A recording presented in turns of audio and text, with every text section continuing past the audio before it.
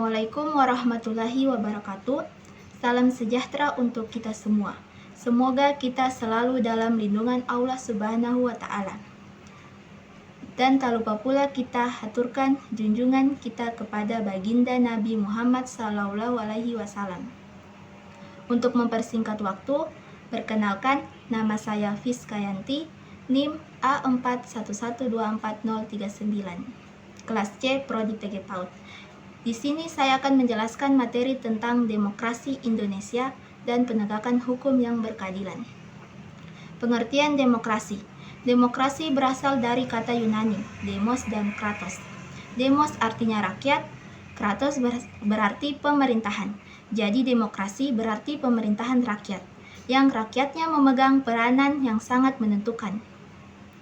Menurut Abraham Lincoln, demokrasi adalah pemerintahan dari rakyat, oleh rakyat, dan untuk rakyat. Konsep ini adalah konsep ideal demokrasi. Makna dari rakyat yaitu segala sesuatu yang dilakukan harus dari rakyat, sedangkan oleh rakyat, apapun yang dilakukan harus dilakukan oleh rakyat juga. Dan terakhir, yaitu untuk rakyat. Hasil dari yang dikelola tadi, untuk rakyat juga. Pengertian penegakan hukum. Penegakan hukum adalah proses dilakukannya upaya untuk tegaknya atau berfungsinya norma-norma hukum secara nyata sebagai pedoman perilaku dalam lalu lintas atau hubungan-hubungan hukum dalam kehidupan bermasyarakat dan bernegara. Indonesia, meskipun telah merdeka, masih memerlukan pembangunan demokrasi karena sistem ini belum sepenuhnya terwujud dan masih memerlukan perbaikan untuk mencapai tujuan nasional, yaitu masyarakat yang adil dan makmur. Demokrasi bukanlah barang mati, tetapi suatu hal yang dinamis. Sistem demokrasi berbeda dengan sistem pemerintahan, karena kekuasaan tertinggi berada di tangan rakyat, bukan pada satu individu atau kelompok kecil. Dalam demokrasi, rakyat memiliki hak untuk memilih wakil mereka dan terlibat dalam pengambilan keputusan melalui lembaga legislatif. Sistem pemerintahan lain seperti otoriter atau monarki, di mana memiliki kekuasaan yang terpusat pada penguasa tunggal atau kelompok kecil yang tidak mempertimbangkan aspirasi rakyat. Perbedaan utamanya yaitu satu, kekuasaan rakyat. Dalam demokrasi, rakyat memiliki kedaulatan dan kekuasaan untuk menentukan arah pemerintahan mereka. 2. Hak pilih. Rakyat memiliki hak untuk memilih pemimpin dan wakil mereka melalui pemilu yang bebas dan adil. 3. Perwakilan rakyat. Rakyat memilih perwakilan mereka untuk menjalankan pemerintahan dan membuat keputusan yang mewakili kepentingan mereka. 4. Aspirasi dan kepentingan. Keputusan pemerintah dibuat berdasarkan aspirasi dan kepentingan rakyat, bukan hanya kepentingan pribadi atau kelompok tertentu. 5. Kebebasan dan hak asasi manusia. Demokrasi menjamin kebebasan individu dan hak asasi manusia seperti kebebasan berekspresi, kebebasan berpendapat, dan kebebasan beragama. Dalam sistem demokrasi ada demokrasi langsung, demokrasi tidak langsung, demokrasi empirik, dan demokrasi normatif. Sedangkan dalam sistem pemerintahan yaitu ada republik dan monarki. Definisi demokrasi adalah sistem pemerintahan di mana kekuasaan tertinggi berada di tangan rakyat, baik secara langsung maupun melalui wakil-wakil yang mereka pilih dalam pemilihan umum. Prinsip-prinsip utama demokrasi dan bagaimana penerapannya dalam sistem pemerintahan.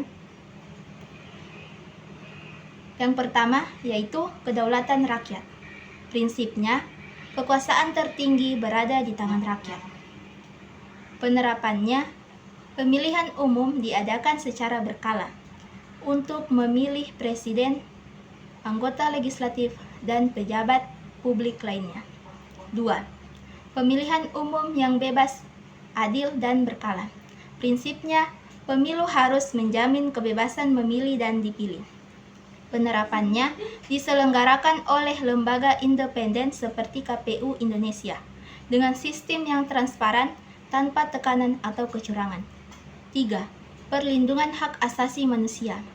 Prinsipnya, setiap warga negara melihat dan memiliki kebebasan untuk diakui dan dilindungi. Penerapannya, pemerintah menjamin kebebasan berbicara, beragama, berkumpul, berserikat, serta melindungi hak asasi minoritas. 4. Pemisahan kekuasaan. Prinsipnya, kekuasaan dibagi menjadi 3, eksekutif, legislatif, dan yudikatif.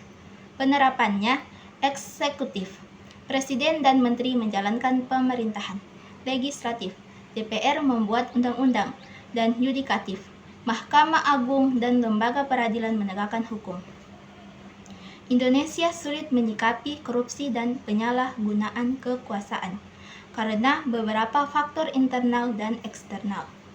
Faktor internal seperti lemahnya moralitas etika dan integritas pejabat, serta adanya dorongan kebutuhan dan keserakahan.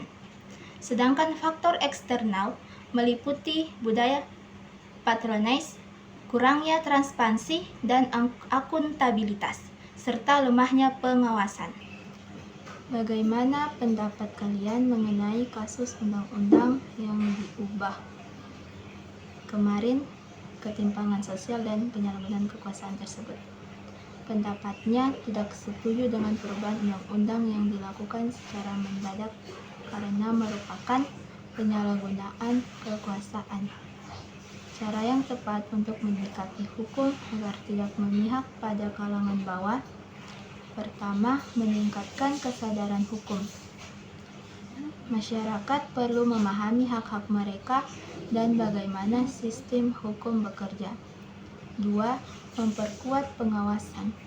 Lembaga pengawas seperti Komisi Yudisial dan Ombudsman perlu diperkuat dan diberi wewenang untuk menindak pelanggaran hukum dan memastikan akuntabilitas para penegak hukum. 3. Advokasi dan bantuan hukum. Organisasi non-pemerintah dan lembaga bantuan hukum berperan penting dalam memberikan bantuan hukum kepada masyarakat miskin dan terpinggirkan. 5. Reformasi hukum. Upaya reformasi hukum terus-menerus dibutuhkan untuk menyempurnakan undang-undang dan prosedur hukum agar lebih mudah diakses oleh semua lapisan masyarakat. 6. Menuntut transparansi dan akuntabilitas. Informasi tentang putusan pengadilan dan proses hukum harus mudah diakses publik. Lawrence M. Friedman mengatakan bahwa penegakan hukum itu supaya praktek korupsi tidak merajalela. Pertama kali yang harus dievaluasi yaitu substansi, yaitu isi hukum yang di negara sudah betul atau tidak. Cara masyarakat dapat ikut serta dalam mendorong penegakan hukum yang adil, yaitu meningkatkan kesadaran hukum. Masyarakat perlu memahami hak dan kewajibannya di mata hukum. 2. Berani melaporkan pelanggaran. Partisipasi aktif dalam melaporkan tindak pidana korupsi atau penyalahgunaan kekuasaan. 3. Mengawasi proses hukum secara kritis. Masyarakat termasuk media bisa mengawasi jalannya proses hukum secara transparan dan kritis. Membangun budaya anti korupsi dan disiplin hukum, menolak segala bentuk kecurangan.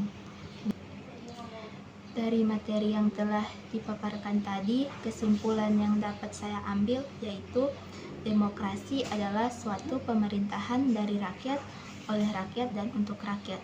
Sedangkan penegakan hukum yaitu penegakan hukum sebagai fondasi penting dalam sebuah negara, bertujuan untuk menjamin ketertiban, keadilan, dan keamanan. Dari materi yang telah saya paparkan tadi, Apabila ada salah kata baik disengaja maupun tidak disengaja, saya mohon maaf. Saya akhiri, wabillahi taufiq wal hidayah. Wassalamualaikum warahmatullahi wabarakatuh.